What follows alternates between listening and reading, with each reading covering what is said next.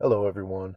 So I just got back from a 2 week vacation, and during the time I was gone, I left my car in a public lot. So obviously, before I left, I took everything of value out of the car. But now that I'm back, I'm putting it all back in, and I thought this might be a good time to go over the things that I keep in my car in terms of survival. Quick note here, everybody's needs are going to be different. So this is by no means me giving any advice or presenting a comprehensive list of these kind of items that you have in your car. But for where I live and for the things that I do, it works for me. My wife and I live in a very sparsely populated place in Idaho with extremely brutal winters.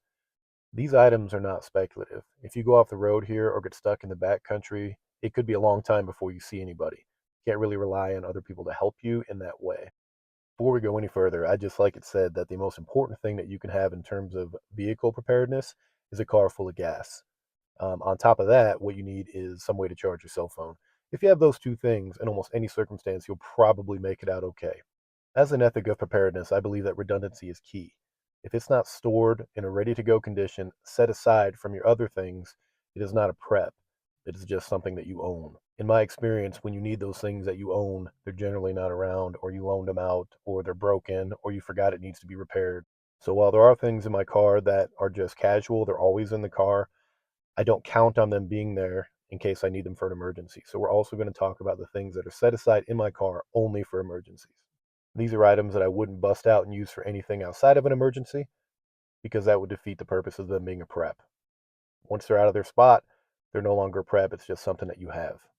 I thought it might be cool to go through my car as it sits right now, that I've had everything put back into it. And I can show you what it normally looks like on a daily basis. And then maybe we'll go inside in a little bit and I can take apart my kit and show you a little bit further exactly what everything is. Okay, so let's go ahead and take a look inside the car. Let's hit the back seat first. So you can see that I always have a firearm with me. I always have a sidearm as well, but that again, just in case I decide not to bring it that day, I usually have a weapon in the car. And we'll talk about why I chose this coach gun here in a minute. Beyond that, I have a set of tools. They're breaching tools, that kind of thing. I have a 24-inch crowbar. Next to it is a folded Wyoming saw. Next to that is, can't really see, it's an axe. That's a little sharpener for the axe just in case. These things are in my car no matter what happens.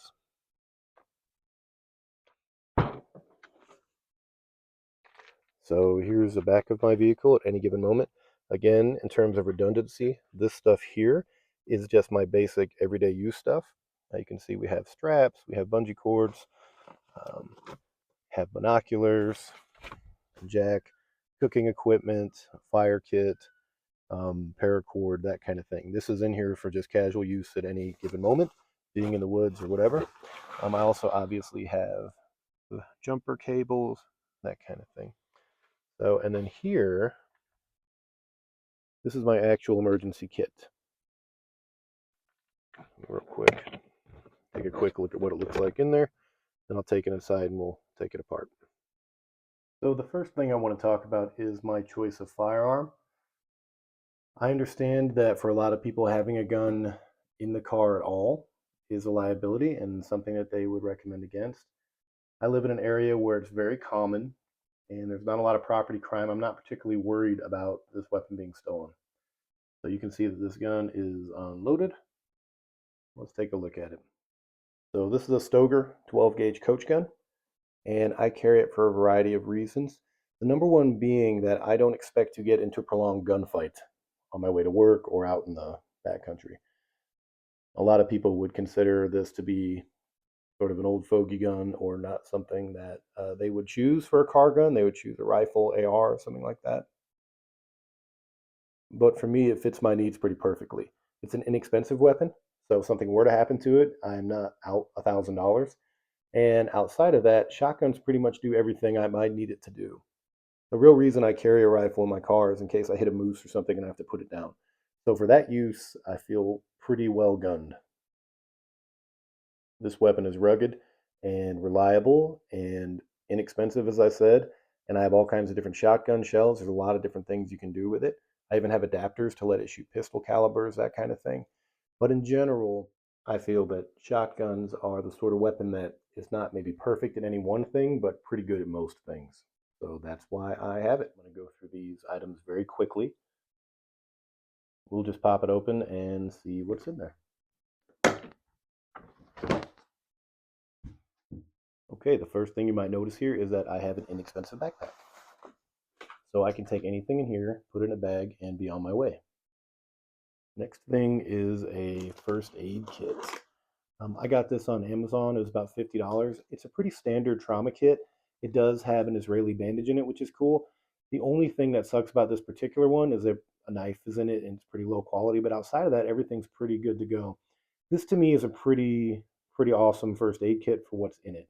The price point is good, and I think it leaves me prepared for fender benders, for being hurt if you trip and fall out in the woods, something like that. This is a cheapo jump starter for a car. I got one of these for me, even though I don't really anticipate having to use it. I also got one for my wife. The real reason I bought these for us is that I feel like for her, especially, she might not want to wait around for somebody to give her a jump. She might feel uncomfortable if she's by herself, like on the dark road. The idea here is that she can go ahead and hook this up to her battery and get going. I actually loaned this to a buddy of mine recently because I knew that he had battery trouble and he was going on a trip. And sure enough, he used it in Salt Lake City. And evidently it worked. It comes in a nice hard case. You are recommended to charge it once every 6 months or so. I'm probably going to charge it today since my buddy used it. Food. I have a lot of cases of these humanitarian daily rations. These are sweet. These are ostensibly the same thing that the United States Army drops into war zones. These are cool for a couple reasons. Number one is that pretty much any culture in the world can eat these. They are kosher, they're vegan, they're halal. They provide about 2,200 calories for around $5 a piece. So I have a lot of these just for food storage because they have like a 25-year shelf life. They're pretty awesome. When I first started buying these, me and my wife opened a couple of them, and they're actually pretty good. So there's usually an entree in here, like this one. I think menu four has like, I don't know, bean stew or something. It also comes with like cookies and Pop Tarts, and typically like a really high calorie almond butter jelly, that kind of thing. They're pretty sweet. So I think you could do worse in terms of having a real day's worth of food in your car.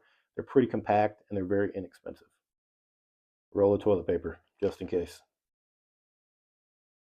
A couple gallons of water. Again, redundancy is key.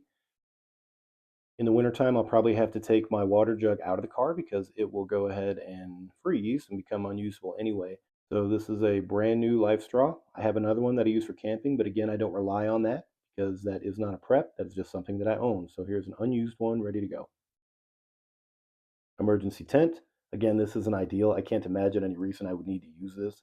But bottom line is it's ostensibly a thermal tarp, like a mylar tarp that you can use as a little tent. You can also just wrap it up and use it as a blanket. I can't see any reason not to have one of these for how inexpensive they are, and perhaps it may come in handy someday. A couple emergency ponchos. These are mylar on the other side of them, so they reflect heat. They're good as little space blankets as well. These things are awesome. Notebook with a Sharpie, just in case you have to leave your vehicle for some reason, you can leave a note. Also, in case you're laid out having an accident, you can write an impromptu will or goodbye note, God forbid.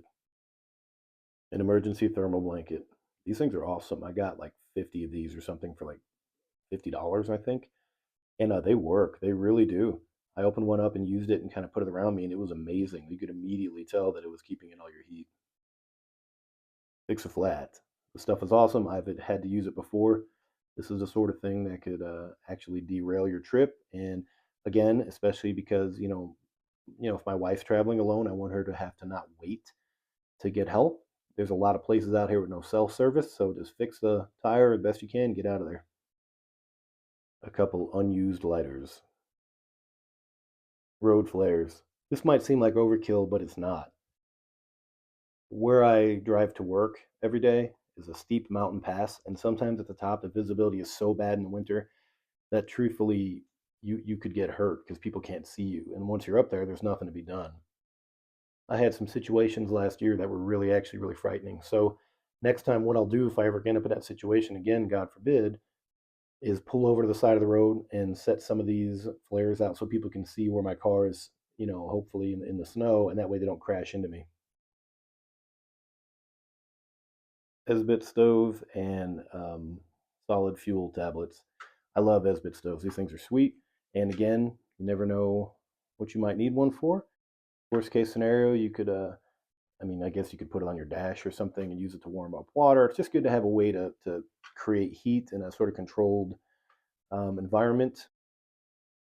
The half pint of whiskey.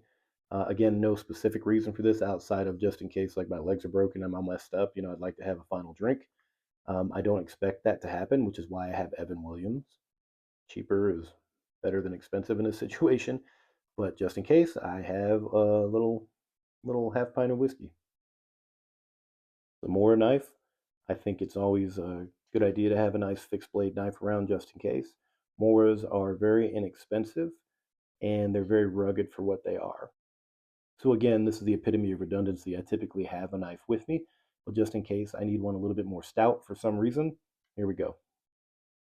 This particular knife is stainless steel. I generally like high carbon steel, but because this one's going to live in my car, or does live in my car, I'd rather have one I don't have to mess with. So here we go. Paracord.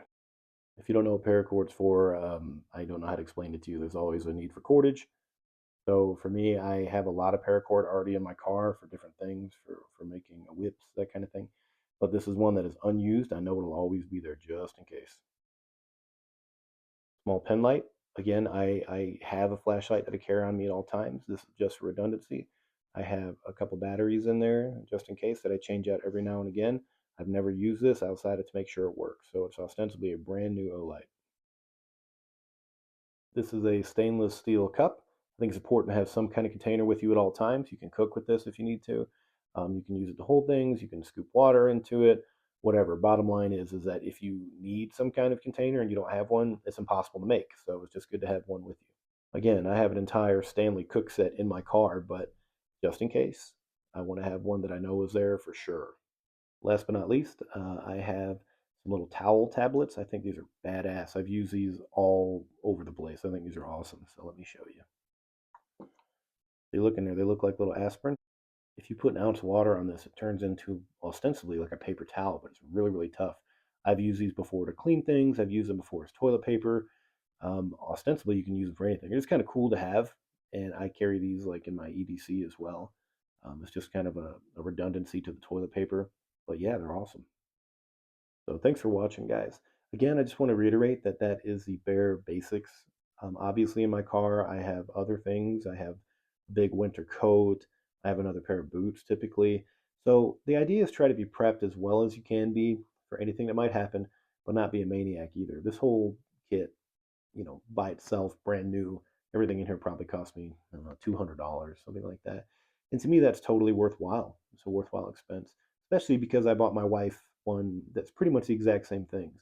For hers, I added a couple things that are extra, some feminine products, stuff like that, things that she may need that I don't. But outside of that, it's pretty much the exact same kit. So for me, this is kind of the bare minimum of what I feel comfortable having in my car. And the hope is that any situation that might arise, I will be at least moderately prepared for. So, all right, thanks, guys. Have a good day. I'd like to know very much what you guys take in your cars. All right, bye bye.